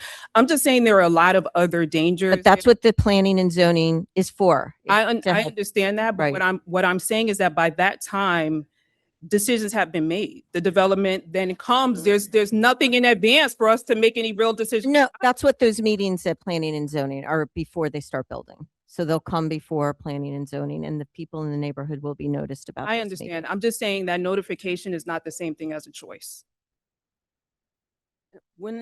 Residents do get a say at those meetings, and that helps the professionals. You'll be able make to attend the decisions. planning. So when residents come to those meetings, planning or zoning, it does help those boards to change things or to have developers work with residents. It's always important for residents to do that, to have their voice heard. Like now? Yeah. So can all of these people come to the planning and zoning boards and hear what they're discussing and actually and when will they get to see a rendering of what this development will actually look like?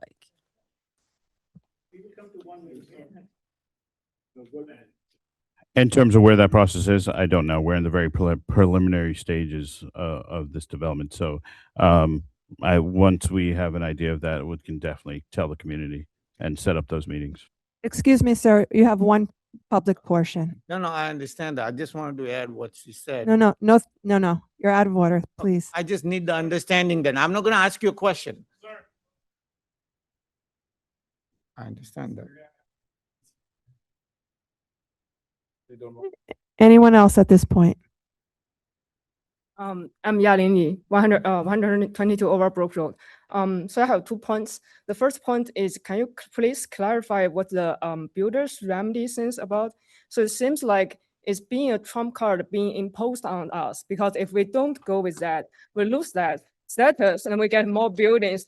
However, it's not unclear what's in the future. So what if there's something else that can jeopardize that status, and we'll again stand in loss of that?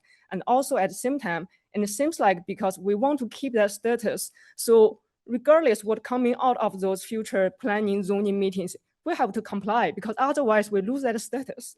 So that's the first point. Second point, it seems like we have to work with the builders. So unless the builder wants to build on a certain piece of land, otherwise we won't be able to build their certified store, right? But the builders, of course, they would want to select a piece of land that give them maximum their profit. So what prevents them from choosing a more reasonably like piece of land? Because what I'm heard today is like we are turning 8 pieces of housing into 55 pieces of apartments.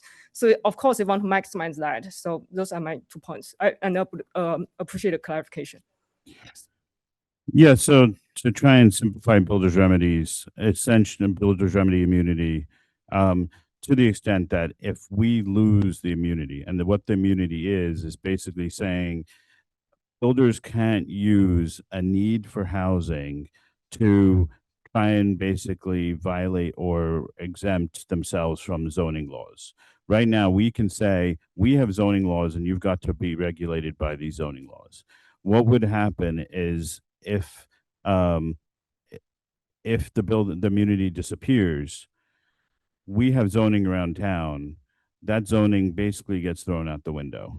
We could still try and implement it at our planning and zoning boards. However, they get basically a presumption of the fact that there's a need in the town because we haven't met the need, and therefore that they are allowed to get essentially whatever density that they deem they want to get. And so essentially it wipes out our ability to control density, our ability to control type of housing, everything. And so you know, in terms of the effect of not complying with this round, it would dramatically affect continued development in town, not even on open space, on existing buildings. And yeah, I mean, it's just, we can talk about it further, but yeah. Yeah, my point, last sentence is like, I understand it's a good status keep, but like, what I understand today is like, it's so easy to be taken away that why bother keeping that? Yeah, I mean, it's, you know, the problem is the legislature could have provided, I mean, it was used as leverage. I will tell you personally, and I don't know if I should say this, but the affordable housing legislation was backed by builders. I think they funded a lot of that affordable housing. And, and so we're basically forced into this by probably money from builders. And it's not, I'll save the attorney here. It was backed by the builders. You have a builder next door that's suing the town. You have high density lobbyists that are suing the town, and that's where we are today. And Council President, if I could just, Raj, just to. Okay, hang on 1 second. Yeah. Let's finish this public portion here, and then we'll close the public portion, and everyone will have a chance to speak. Okay, thanks. My name's Craig Hensel. I live at 1 Day Street, Piscataway. I've been here for 50 years. One question I have, I am against the apartment building being built there, but I have one question. This industrial building that's living across the street from the town hall has been vacant for 15 years. What is the status of that? Why couldn't that be used by the builder to put apartments in that building? AT&T Tower has been empty for 15 years. AT&T's moved out. All that has been empty. You're talking about IEEE? IEEE does not own that building. Talking about that's a housing complex. That's 1,500. There's going to be over 1,500 units there. That's actually probably the biggest donor to our Right. number. So yes, so it is. When I keep telling you guys, we have looked everywhere and we've put houses and units everywhere. We have Notified people say, listen, I ride around this neighborhood and I see empty buildings. Those empty buildings, we want to talk about changing the commercial zone. You did it for single family homes, going to multifamily homes, and you're putting apartments in there. The thing of it is use the properties that are sitting vacant and use those properties and do the best down. Yeah. We didn't need to take down 30 acres of trees at Possumtown Road to put warehousing in. And now I have all the wildlife living in my backyard. So I would tell you, I don't know if the community remembers, but there was community meetings about the Erickson property development way back when to design the town center, and the developer came out and got community feedback. I think the biggest. With this affordable, Patient. let me. There were open forum meetings. So there was open forum meetings about that, and we had come to a pretty nice, actually pretty design that did include a decent amount of housing, but it would have been a benefit to the community, and they actually created a nice town center. Because of this affordable housing, that plan got blown up, and the density in that area now is through the roof. We are now fighting to even keep a semblance of a town center in that area. It's not even going to exist. But this legislation and this process has ruined, everything. So, to repeat what I said before, is we had a very small window to find and obtain consent letters from developers. So we had to find developers that were ready, willing, and able to build. It wasn't like, hey, this is empty space, we'll find someone to develop it within the next 10 years.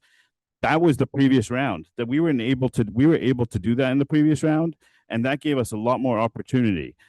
This time, we were required to get letters from developers to commit to building those units.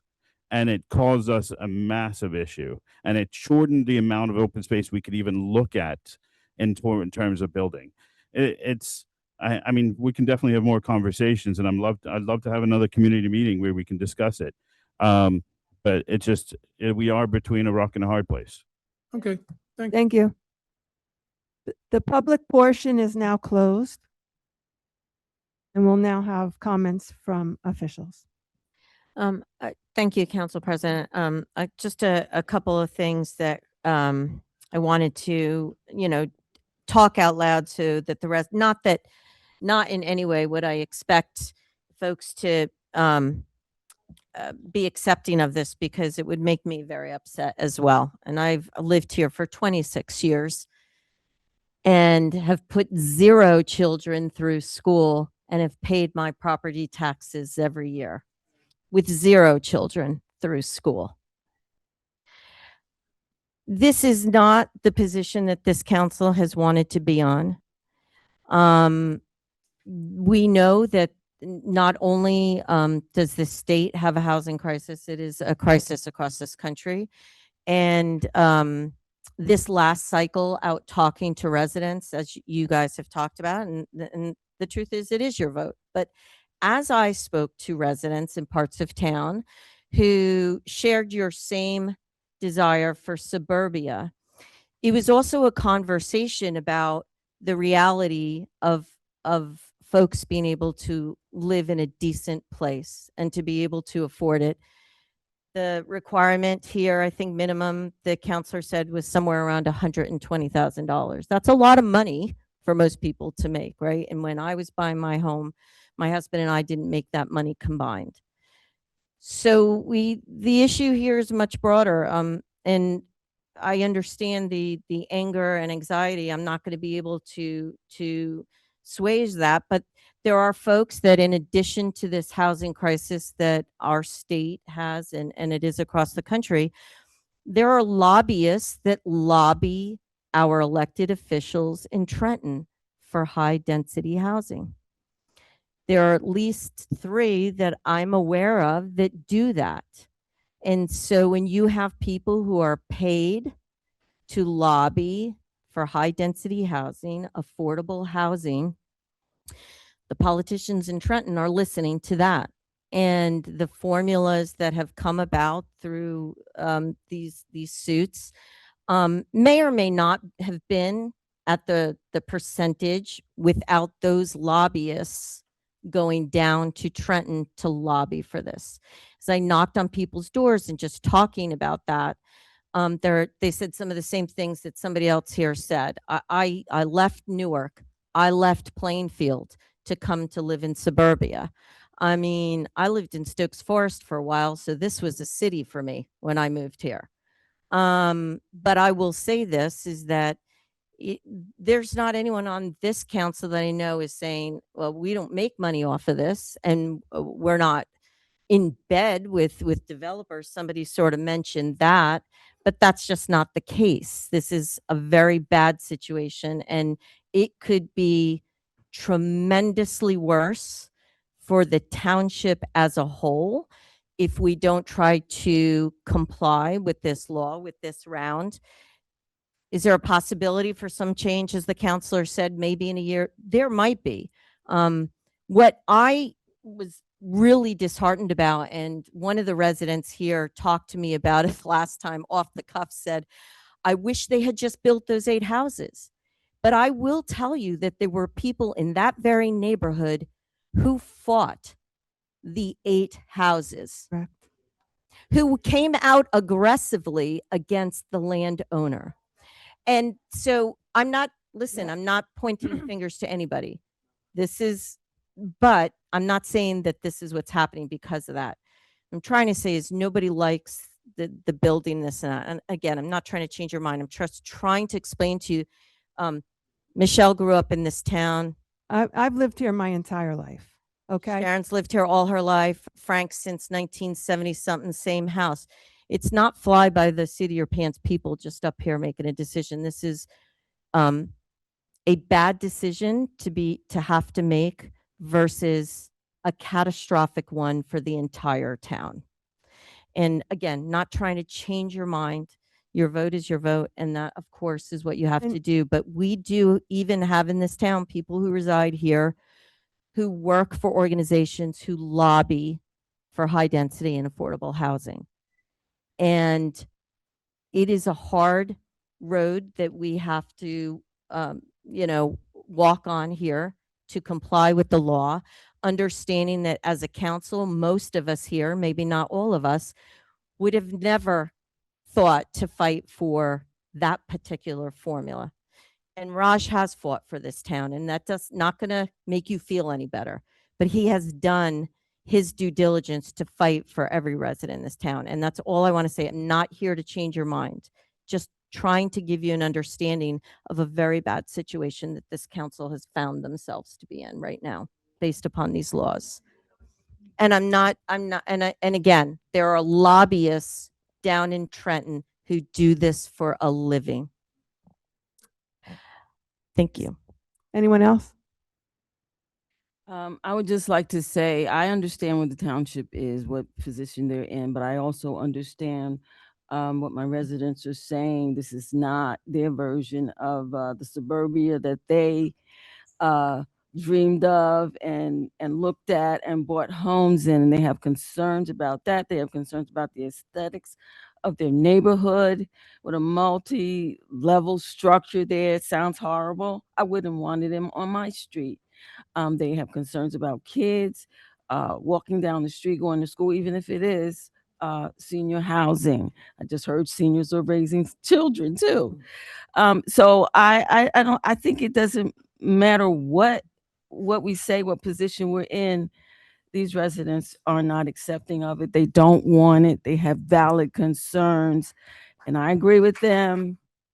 And I'm hoping that if this does get passed, that they attend all of those planning and zoning meetings and make such an impact that there'll be a change that will be made, hopefully more that they can accept. But at this point, I understand them and I support them.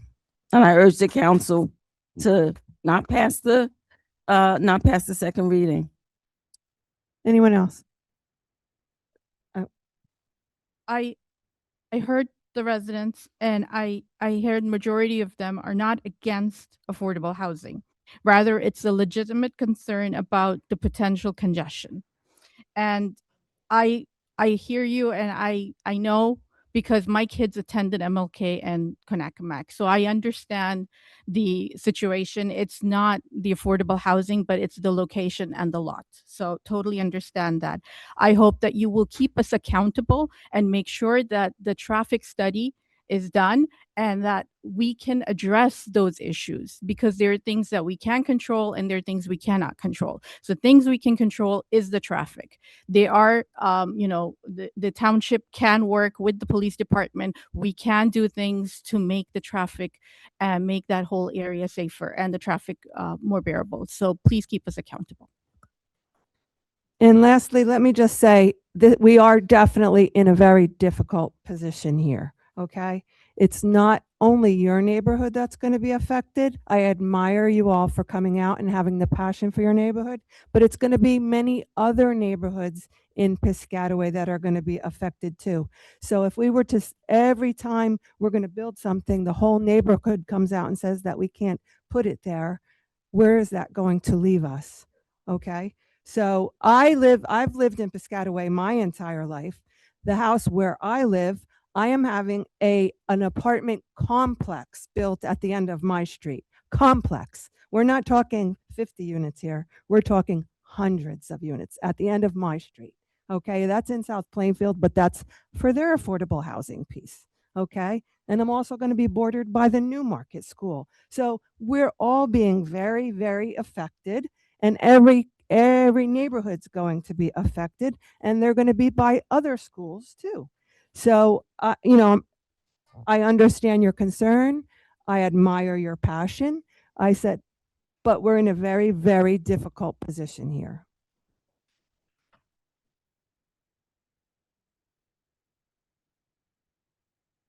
Okay, we ready? Can I have a motion, please?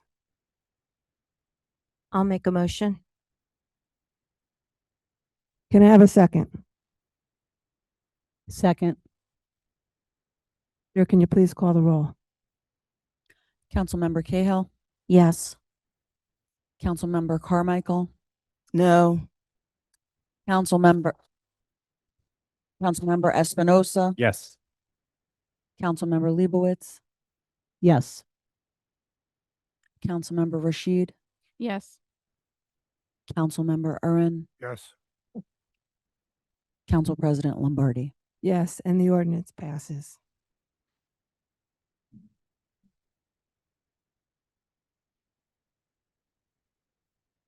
We'll now move to number 10, announcements and comments from officials. Excuse you. Order.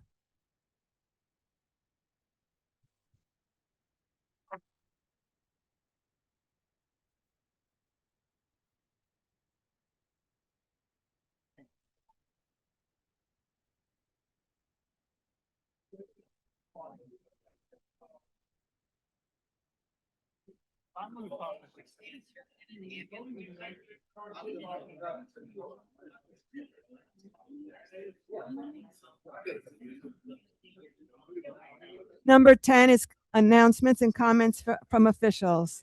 Thank you, Council Councilwoman President. I'd just Cahill. like to say how awesome it was on National Night Out. There definitely were thousands of people out, and the police department did a great job. I wanted to zip line, but there wasn't enough time to zip line because the line was so long. And then I just want to remind folks we're coming up on the last couple of concerts in the park on Thursdays. Come out and enjoy them. They've been lovely. And lastly, just thanking all the residents who do come out to advocate for their part of the town, because it is important. Thank you. Councilwoman Carmichael. I just want to thank everyone for coming out for National Night Out. It was wonderful. It was the best ever. I was a part of the committee, and what's his name? Director Stith did ask me to be a part of it, and I'm proud that I was able to help make it what it was. So I was happy for that. So thank you, everyone. Have a great weekend, and I'm still pushing for my folks, Ward 3. Of course. Councilman Espinoza. Yeah, National Night Out was a good time. That's probably the most trucks that I've seen in National Night Out. That You mean food trucks? Yeah, food Yeah. trucks. So it was great. We had the zip lining, which I didn't do, the mechanical bull that I did not do. There was long lines by the time I went there. So I love the soccer balls that actually were given out to all the kids. That was a great moment. Good, what you call it, feeling that the kids were able to at least get those soccer balls on time for the National Night Out.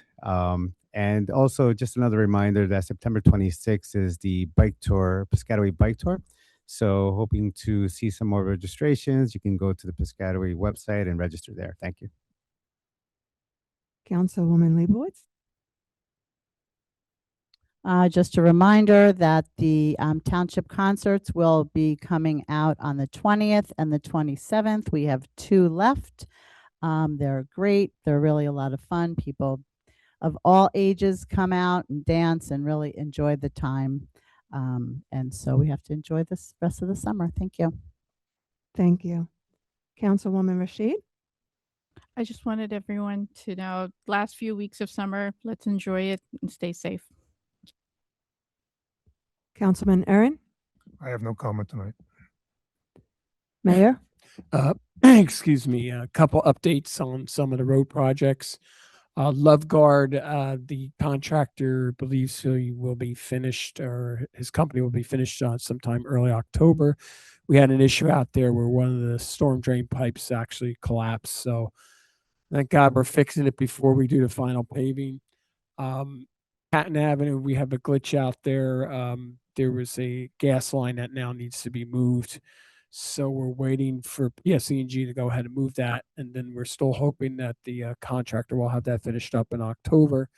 The big project, Centennial Avenue, we're expecting having substantial completion by the end of October. The contractor will be finishing up the basic work out there.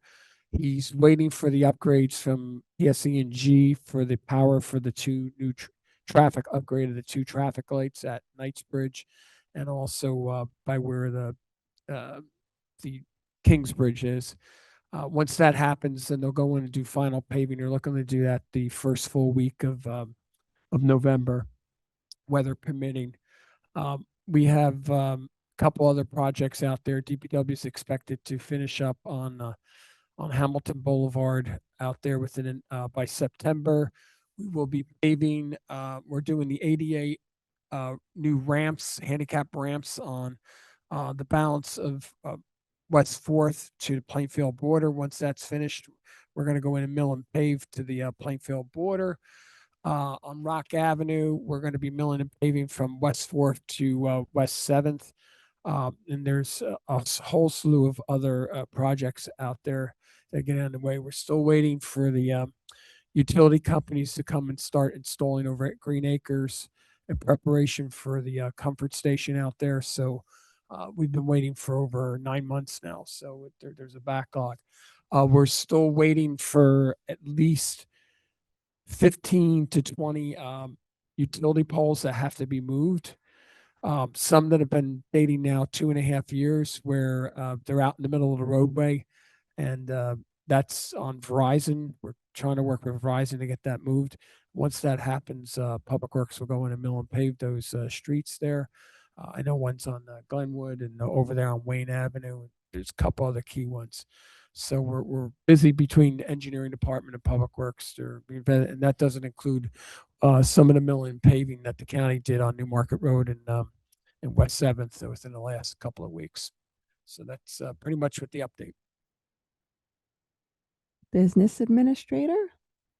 Thank you. Well, this evening, I don't really have much to add other than we're continuing with day-to-day operations, just fine-tuning things and continue to work through the summer, getting ready for, getting ready for next year. Okay, great. Council. I think I've spoken enough for the day.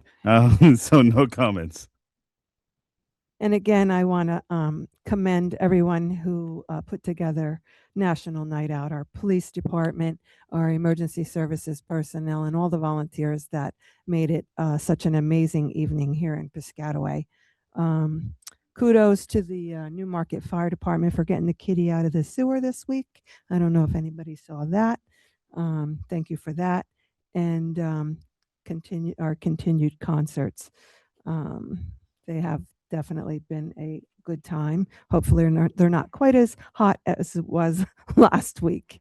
So that's all I have to say at this point. We'll now move on to the agenda session for the upcoming September 1st, 2026 meeting. And on that agenda so far will be an ordinance second reading acquisition of right-of-way fee simple easements for Holly Lane and Blackford Avenue road improvements. And that will be open to the public, and it will be a resolution adopting ordinance. And also an ordinance on first reading, amending Chapter 12, Parks and Recreation, establishing hours for pickleball courts at Durham Park. We did have someone here at one of the other meetings sharing a concern about the hours of the people playing pickleball. So I'm glad to see that we are going to do something for them over at Durham Park, and that will be an adopting ordinance. Number 12, we will now open to the public for remote attendees.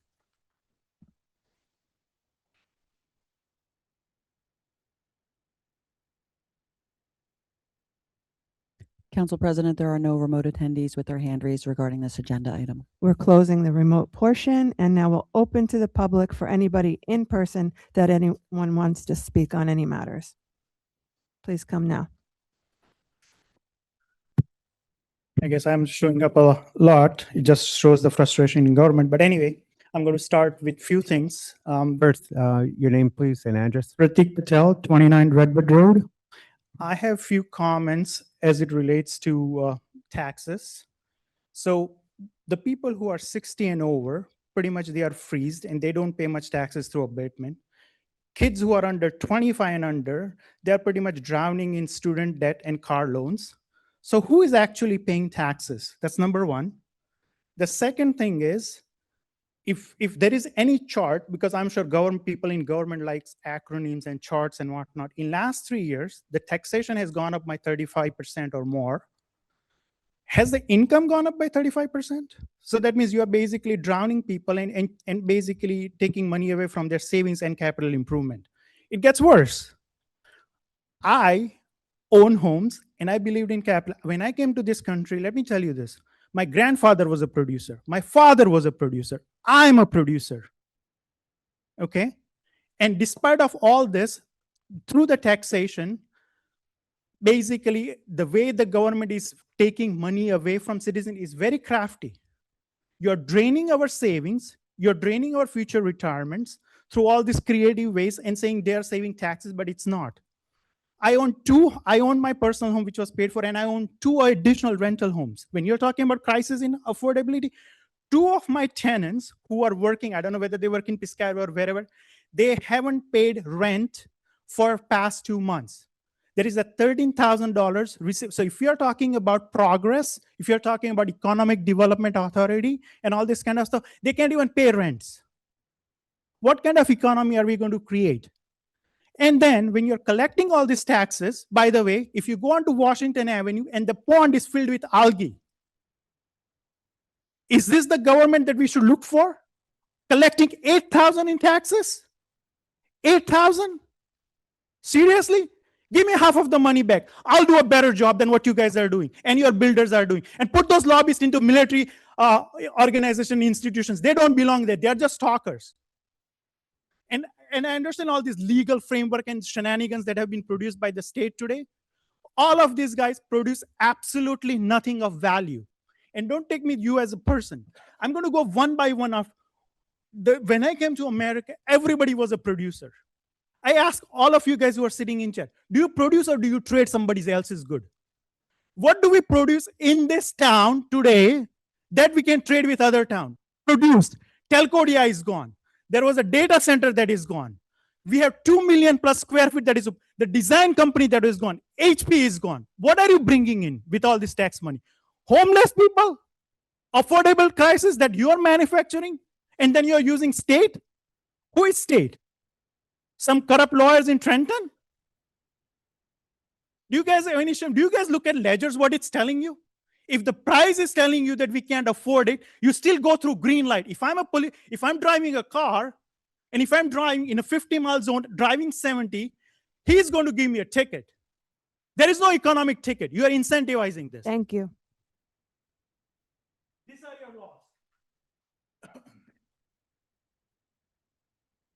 Anyone else? Seeing none, the public portion is now closed. Can I have an offer to adjourn? Offer. Have a Second. second. Those in favor say aye. Aye. Aye. Thank you. Everyone have a good evening and a safe drive home. Have a good night.